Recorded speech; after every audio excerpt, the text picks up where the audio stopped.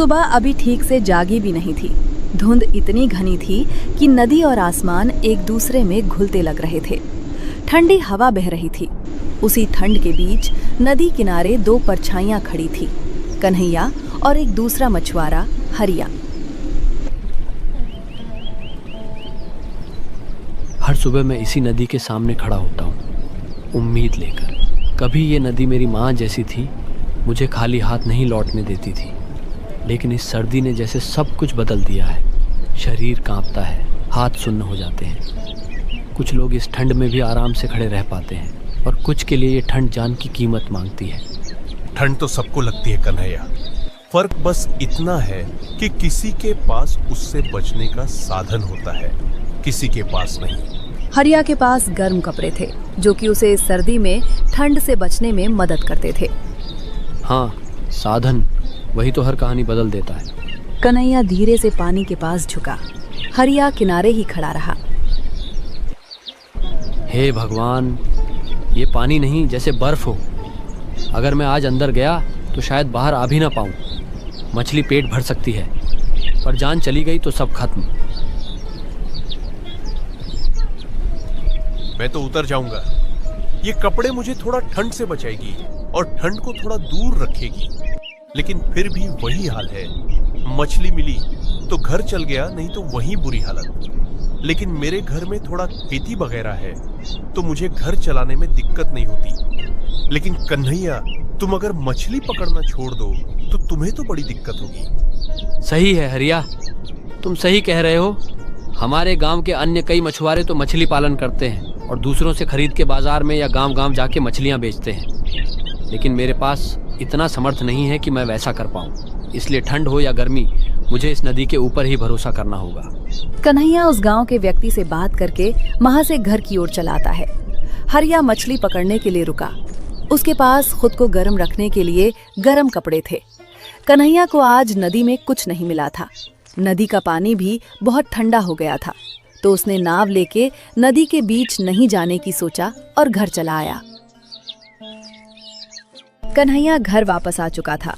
झोपड़ी के बाहर सीता खड़ी इंतजार कर रही थी।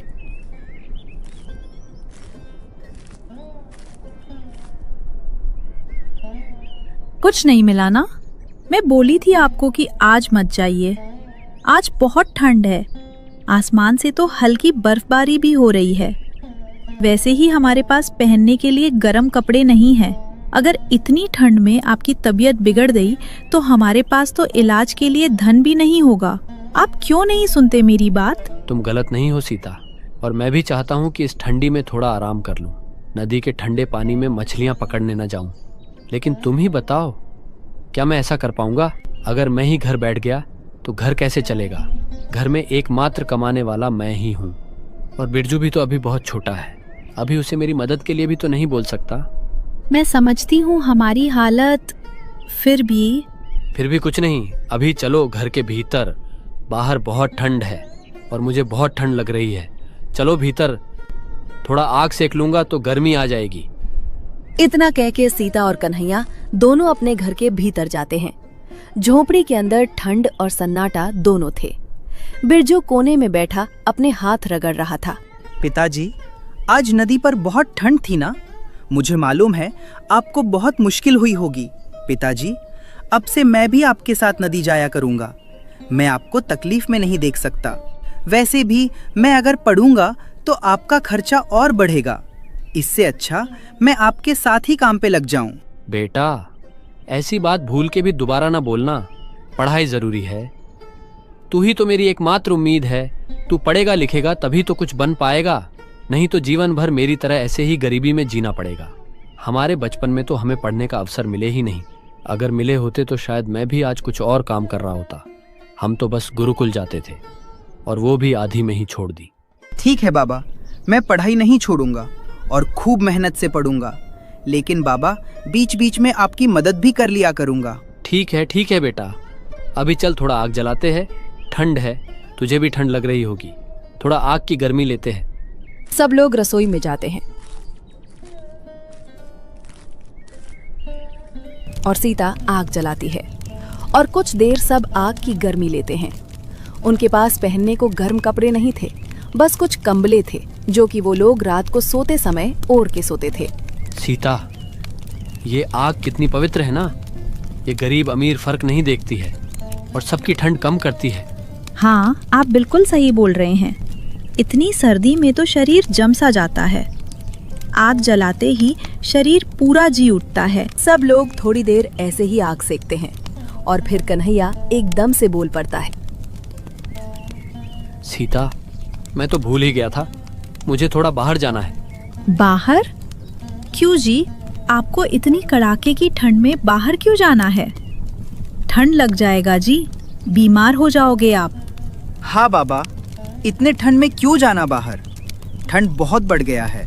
ज़्यादातर लोग ठंड के वजह से घर में ही रह रहे हैं। और तो और सब कुछ बंद भी है। विद्यालय, गुरुकुल सब बंद है कुछ दिन। सीता, बिरजू, भले ही मैं काम के वजह से ज्यादा घर में नहीं रह पाता हूँ, लेकिन फिर भी मैं जानता हूँ घर किस हालत में चल रहा है। पिछले 3 दिनों से ठीक से कमाई भी नहीं हुई है। घर में शायद अब कुछ ही राशन बचे हैं। आज भी मैं खाली हाथ लौटा हूँ। मुझे गांव में जाके किसी से कुछ पैसे या राशन उधारी में लाने होंगे, जिससे कुछ दिन आराम से निकल जाए। नहीं तो इस ठंड में तो जीना मुश्किल हो जाएगा। ये सुन के सीता और बिरजू चुप हो गए और इतनी ठंड में वे लोग ना चाहकर भी कन्हैया को जाने देते हैं। सीता, तुम दोपहर का खाने का इंतजाम करो, मैं कुछ देर में आता हूँ। आते ही साथ खाना खाएंगे। ये कह के कन्हैया गांव की ओर निकल गया।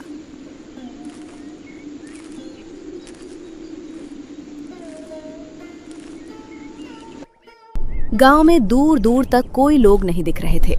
ठंड की वजह से सब घर के अंदर थे। आसमान से हल्की हल्की बर्फ गिर रही थी और ठंडी ठंडी हवा कन्हैया के बदन को छू रही थी। वो ठंड में कांपते कांपते गांव के ही एक और मोहन नामक मछुआरे के पास पहुंचता है, जिसकी आर्थिक हालत कन्हैया से काफी अच्छी थी। मोहन भाई, अरे ओ मोहन भाई, थोड़ा बाहर तो आना भाई, कुछ बात करनी है भाई। भीतर मोहन अपनी पत्नी के साथ आराम से बैठा हुआ था। कन्हैया की आवाज सुन के मोहन सिरसिरापन से बोला, अरे ये कन्हैया फिर चला आया। काम धाम करता तो नहीं है, फिर आ गया उधारी मांगने। फूटी किस्मत लेके जन्म लिया और अब हम लोगों की किस्मत बुरी करने चला आता है उधारी मांग मांग के।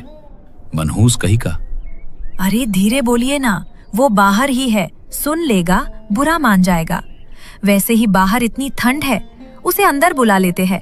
उधारी नहीं देनी तो मत देना, ऐसे दरवाजे से मत भगाओ, ये बुरी बात होती है। अरे तू चुप कर, तुझे क्या पता कितनी मेहनत से मैं कमाता हूँ। मेरी मेहनत के पैसे उसे क्यों दूं? जाके उसे बोल दे कि मैं घर में नहीं हूँ। मोहन की बात सुन के उसकी पत्नी कन्हैया को भगाने जाती है, लेकिन कन्हैया ये सब घर के बाहर से पहले ही सुन लेता है और दुखी मन से वहां से चला जाता है। कुछ समय बाद वो ठंड में कांपते कांपते गांव के एक चाय वाले के पास पहुंच गया। चाय वाला अच्छे मन का व्यक्ति था और कन्हैया से उम्र में बड़ा था। वो कन्हैया को ऐसे ठंड में कांपते हुए आते देख उसे बिठा के चाय पिलाता है। क्या हुआ कन्हैया बेटा, बहुत परेशान लग रहे हो और इतने ठंड में ऐसे गांव में क्यों घूम रहे हो? सब लोग ठंड के कहर से घर के भीतर है, तुम्हें अपने घर चले जाना चाहिए। कन्हैया कांपते हाथों से चाय का प्याला पकड़ा हुआ था। चाय की भाप उसके चेहरे से टकराती है, लेकिन मन के भीतर जमी ठंड पिघलने का नाम नहीं लेती। क्या बताऊं चाचा, घर कैसे जाऊं? 3 दिन से नदी ने कुछ नहीं दिया, आज भी खाली हाथ लौटा। घर में सीता और बिरजू मेरी राह देख रहे होंगे और मैं उन्हें क्या दूं? सिर्फ खाली हाथ और खाली दिल। आज पहली बार मन इतना भारी हो गया है कि सांस भी बोझ लग रही है। आदमी गरीब हो ये तो सह लेता है, पर जब अपने परिवार की आंखों में उम्मीद देखकर भी कुछ न कर पाए तब दिल टूट जाता है चाचा। दुख तो मैं समझता हूँ बेटा, गरीबी की ठंड सबसे ज्यादा काटती है। बाहर की ठंड तो आग से कम हो जाती है, पर पेट और मन की ठंड वो जल्दी नहीं जाती। मेरी भी इन दिनों दुकान की बिक्री अच्छी नहीं चल रही है, लोग ज्यादा बाहर ही नहीं निकल रहे हैं। कन्हैया कुछ पल चुप रहता है, फिर जैसे खुद से लड़ते हुए नजर झुकाकर बोलता है, चाचा, अगर बुरा ना मानो तो थोड़े से पैसे उधार मिल जाते तो बस कुछ दिन निकाल लेता। जैसे ही मछली ठीक से मिलने लगी लौटा दूंगा। जानता हूँ मांगना आसान नहीं होता, पर आज मजबूरी बहुत बड़ी है। चाय वाला ये सुनकर कुछ देर खामोश हो जाता है। उसके चेहरे पर असहायता साफ झलकती है। बेटा, मुझे माफ करना, मजबूरी से कह रहा हूँ। दिल तो बहुत करता है कि तेरी मदद करूं, पर मेरी हालत भी कुछ खास नहीं है। जैसे तैसे ये चाय की दुकान चल रही है, ठंड में ग्राहक भी कम हो गए हैं। मेरी मदद के लिए तो कोई संतान भी नहीं है, नहीं तो शायद तेरे बच्चे की सूरत देखकर ही कुछ रास्ता निकाल लेता। पर सच यही है कि आज मेरे पास देने को कुछ नहीं है। मैं तो दिन का कुछ पैसे जुटा लेता हूँ और तेरी बूढ़ी चाची के साथ अपना जीवन काटता हूँ। कन्हैया की आंखों में निराशा उतर आती है, लेकिन वो चाय वाले का बुरा नहीं मानता। नहीं चाचा, आप शर्मिंदा मत होइए। आपने बैठाया, चाय पिलाई, यही बहुत है। आजकल इतना भी मिल जाए तो लगता है भगवान अभी पूरी तरह रूठे नहीं हैं। सच कहूँ तो हालत इतनी बुरी हो चुकी है कि कभी कभी इस ठंड में चाय पीने तक की पैसे नहीं है। चाय वाला कन्हैया को ध्यान से देखता है, फिर थोड़ी देर सोचकर बोलता है। एक बात है बेटा, गांव की किराने की दुकान से कोशिश कर लो। क्या पता उधार में थोड़ा बहुत राशन मिल जाए तो कुछ दिन निकल जाएंगे। उसके दुकान में उधारी मिलता है।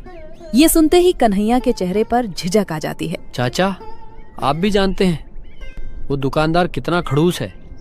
गरीब को इंसान नहीं समझता। पहले भी कई बार सबके सामने बेइज्जत कर चुका है। मन नहीं मानता वहां जाने का। जानता हूँ बेटा, पर पेट की आग अपमान से भी ज्यादा जलाती है। अगर बच्चों के लिए सहना पड़े तो थोड़ा सिर झुका लेने में बुराई नहीं। वैसे भी तू जानता है कि ठंड और कुछ दिन तेज रहेगी तो तुझे मछली मिलने का संभावना भी कम है। तो ऐसे में तेरा घर चलना मुश्किल ही होगा। कन्हैया गहरी सांस लेता है। मन के भीतर आत्मसम्मान और मजबूरी की लड़ाई चल रही है। आखिरकार वो उठ खड़ा होता है। अगर आज नहीं सहा तो कल शायद मेरे परिवार को भूखा सुलाना पड़े। चलिए चाचा, मैं एक बार पूछ के देखूंगा। अगर दुकानदार मान जाए तो कृपा होगी। इतना कहकर कन्हैया किराने की दुकान की ओर बढ़ जाता है।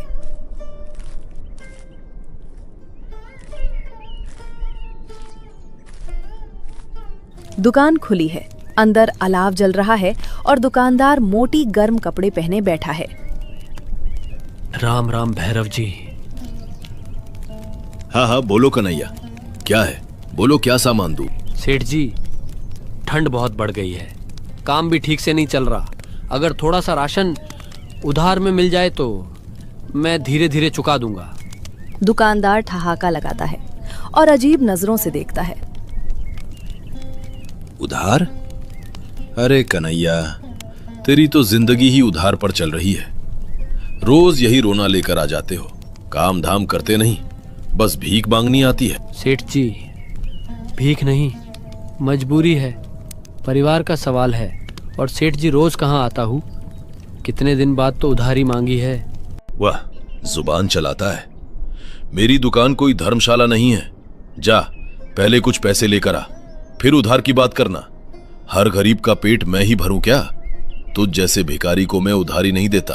कन्हैया के दुकानदार से बात करते समय दो व्यक्ति भी राशन लेने आए थे और वे लोग ये देख हंसने लगते हैं। कन्हैया की आंखों में नमी आ जाती है, सिर अपने आप झुक जाता है। ठंड से ज्यादा तीखी थी ये बेइज्जती। खाली हाथ आए कन्हैया का दिल अब और भी भारी हो चुका था। कन्हैया बिना कुछ कहे चुपचाप दुकान से निकल आता है।